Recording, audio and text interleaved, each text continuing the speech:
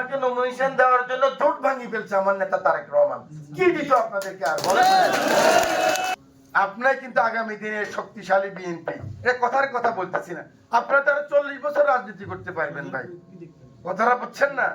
নগদ পাওয়ার আশা করেন না, নগদ পাইলে মানুষ বড় কিছু হতে পারে না ভাই। গাছ একটা রইলেও তো ভাই 10 বছর লাগে রে ভাই, লাগে না?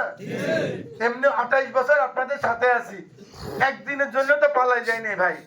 তারপরও দেখেন কত ধাক্কা খাইতেছি। এই নমিনেশন এবারও নিয়ে গেছিল ভাই, এবারও জাতীয় রাজনীতি আমাকে নমিনেশন দেওয়ার জন্য জোট ভাঙি ফেলছে আমার নেতা তারেক রহমান।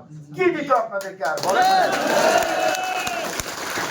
আপনাদের মূল্যায়ন করছে তারেক রহমান এইভাবে, বলে রাখো তোমার জোট। রামগতিতে কমল নগর আমার আশরাফুদ্দিন নিজাম ছাড়া কোনো বিষয়। তাহলে আপনাদেরকে কিভাবে সম্মানিত করছে চিন্তা করেন। মাহমুদুর রহমান মান্না, জোনায়েদ সাকি, সাইফুল হক, মুজাহিদুল ইসলাম, হাসনাত কাইয়ুম, নুরু, এরা ছাড়া তো আমাদের লোক নাই, আছে নাকি? এরা সবাই যখন বলে আমরা থাকবো না যদি জাসদের একটা সিট না দেন, একটা সিট চাই, তখন কি অবস্থা হয় জাতীয় রাজনীতিতে? শুধু আপনারটা আপনি চিন্তা করতেছেন, তখন তারেক রহমানের কি অবস্থা হয় সে চিন্তা করেন। আচ্ছা নিজাম সাহেব মন্ত্রী বানাই ফেলবো, দিদি এক সিট, তাহলে তো আমি তো আমার জোটটা ঠিক রাখলাম। কিন্তু আমার নেতা তারেক রহমান না, ওখানে আমার আশরাফুদ্দিন নিজামী ভোট করবে।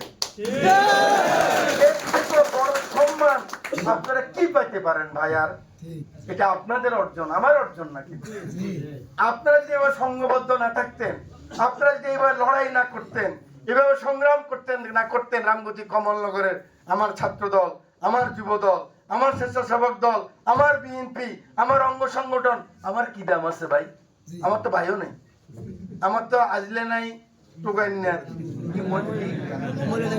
মূল্যে নাই, কান্দে।